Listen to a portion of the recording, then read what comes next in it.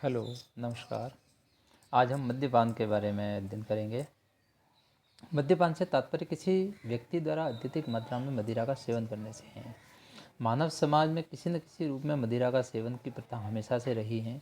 ऋग्वेद का 9वां अध्याय मदिरा को समर्पित है। मदिरा के अतिरिक्त सेवन से व्यक्तिगत तौर पर न केवल शारीरिक और मानसिक क्षति पहुंचती है, अपितु उस व्यक्ति के पारिवारिक जीवन पर भी बहुत ही बुरा प्रभाव पड़ता है। मद्यपान की समस्या संपूर्ण समुदाय या समाज के लिए समस्या बन जाता है।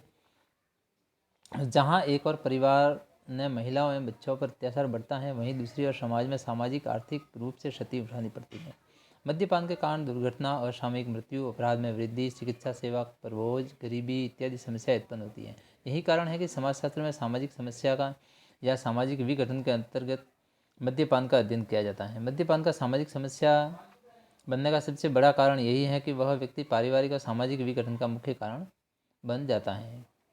यह समाज में कई अन्य समस्याओं को भी जन्म देता है। उदाहरण के लिए वर्ष 2012 में दिल्ली में घटित निर्भया कांड में सभी आरोपी मद्यपान किए हुए थे। उन्होंने नशे में कुकृत्य को अंजाम दिया। इसलिए यह आवश्यक हो जाता है कि मद्यपान की समस्या का समाजशास्त्रीय दृष्टिकोण से अध्ययन किया जाए और इस पर नियंत्रण के उपाय सुझाए जाए। मदिरा एक प्रकार का नशीला द्रव्य है। यह एकमात्र नशीला पदार्थ नहीं है जिसका सेवन नुकसानदेह है। इसके अतिरिक्त गांजा, चरस, अफीम, भांग आदि का सेवन भी नशा देता है एवं व्यक्तिगत और सामाजिक विघटन है उत्तरदायी है। किंतु मदिरा का सेवन बृहद स्तर पर समाज में सदियों से होता आ रहा है और एवं आज भी जारी है। इसलिए यह गंभीर समस्या है। मदिरा तक लोगों की पहुंच ज़्यादा और आसान है। ऐसा प्राय देखा जाता है कि नशीले पदार्थों के सेवन की लत एक बार लग जाती है तो इसे छोड़ना कष्टदायी और कठिन होता है। मद्यपान के विपरीत प्रभाव के कारण ही भारत में गुजरात और बिहार राज्यों की सरकार ने इसका उत्पादन, वितरण एवं सेवन प्रतिबंधित और दंडनीय अपराध घोषित किया हुआ है।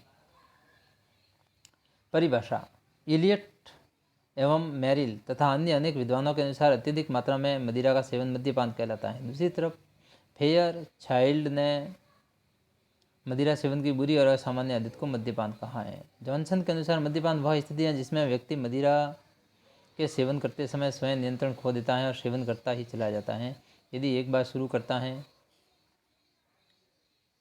तो वह अपना नियंत्रण खो देता है। कॉलिन समाजशास्त्र शब्दकोश के अनुसार मद्यपान से तात्पर्य मदिरा के अतिरिक्त सेवन से है, जिसके उपरांत मनोवैज्ञानिक और शारीरिक लाभ एवं निर्भरता हो जाती है।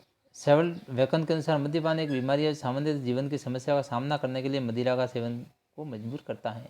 विश्व स्वास्थ्य संगठन ने विशेषज्ञ समिति ने इस प्रकार इसकी परिभाषा दी है: मद्यपान नशे की वह दशा है जो किसी मादक पदार्थ के नियंत्रण सेवन से पैदा होती है, जो कुछ देर तक या सदैव ही व्यक्ति के इस प्रकार के नशे में चूर रखती है, समाज और व्यक्ति दोनों के लिए हानिकारक होती हैं।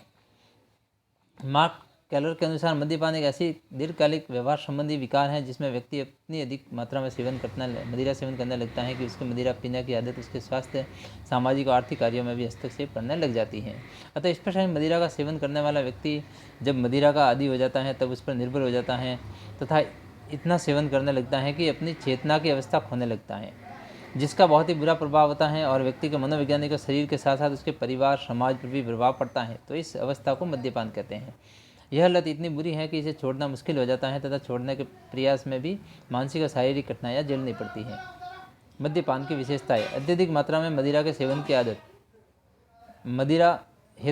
मदिरा सेवन हेतु व्यक्ति की व्यवस्था। मदिरा सेवन की लत को छोड़ पाना कठिन होता है। मद्यपान करने वाले व्यक्ति के व्यवहार एवं कार्य क्षमता पर भी प्रभाव पड़ता है। शारीरिक और मनोवैज्ञानिक रूप से व्यक्ति का कमजोर बन जाता है। इसी प्रकार शारीरिक, पारिवारिक और सामाजिक विघटन का महत्वपूर्ण कारण बन जाता है और आर्थिक समस्याओं को भी जन्म देता है। मद्यपान के निम्नलिखित कारण हैं। व्यक्तिगत कारण: व्यक्तिगत स्तर पर देखा जाए तो दुखी रहने पर, शौक से या ज़्यादा असफल होने पर व्यक्ति शराब का सेवन करता है। कई व्यक्ति शौक से मनोरंजन के लिए भी शराब का सेवन करते हैं। इन्हीं व्यक्तिगत कारण में कि शौक के लिए या घर की कोई ऐसी समस्या होती है या दुखी रहने पर वो शराब का सेवन करने लगता है। आर्थिक कारण: आर्थिक दृष्टि से देखा जाए तो व्यापार में नुकसान, निराशा होने पर शराब का सेवन किया जाता है। गरीब और निम्न आय वर्ग के लोगों में यह ज़्यादा होता है क्योंकि वे अपनी आर्थिक दशा से असंतुष्ट होते हैं। धार्मिक और सामाजिक कारण: समाज में कई अवसरों पर और धार्मिक अवसरों पर भी मदिरा पान की प्रथा प्रचलन में आती है। मनोवैज्ञानिक कारण: मनोवैज्ञानिक दृष्टि से देखा जाए तो दुख, कष्ट, गम को भुलाने के लिए, कुछ क्षणों के लिए चिंता मुक्त होने के लिए मदिरा पान करते हैं।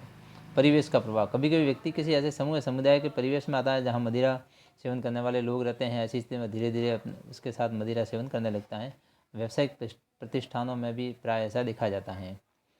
मदिरा पान के मद्यपान के परिणाम। व्यक्ति के शारीरिक स्वास्थ्य का बुरा प्रभाव। अत्यधिक मात्रा में मदिरा का सेवन व्यक्ति के तंत्रिका तंत्र, रक्त दाब, लीवर आदि पर बुरा प्रभाव पड़ता है।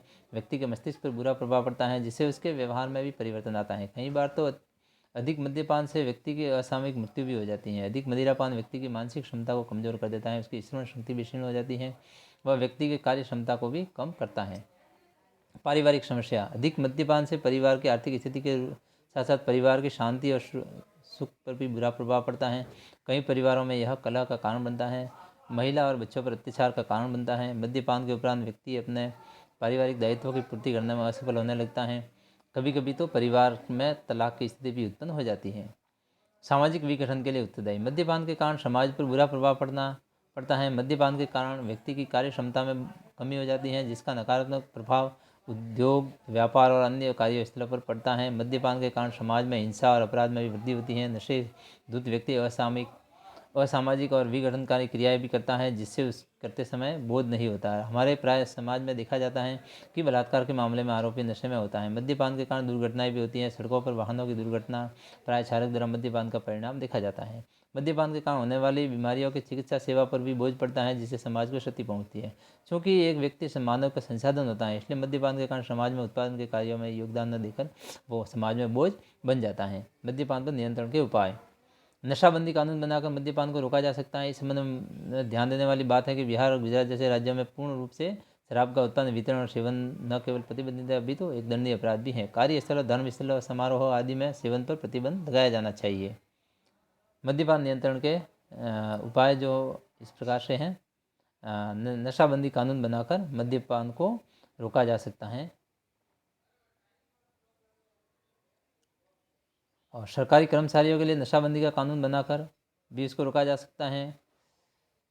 गैर कानूनी रूप से शराब बेचने पर नियंत्रण लाकर उसको रोका जा सकता है। शराब पीने वालों के उपयुक्त दंड देकर उसको रोका जा सकता है। शिक्षा के माध्यम से जागरूकता लाकर रोका जा सकता है। संचार माध्यमों के से मद्यपान के विरुद्ध प्रचार कर भी जागरूकता लाई जा सकती है और मद्यपान करने वालों को नशे की लत छुड़ाने में चिकित्सकीय सहायता देकर भी इस प्रकार की इसको मद्यपान को रोका जा सकता है। Thank you.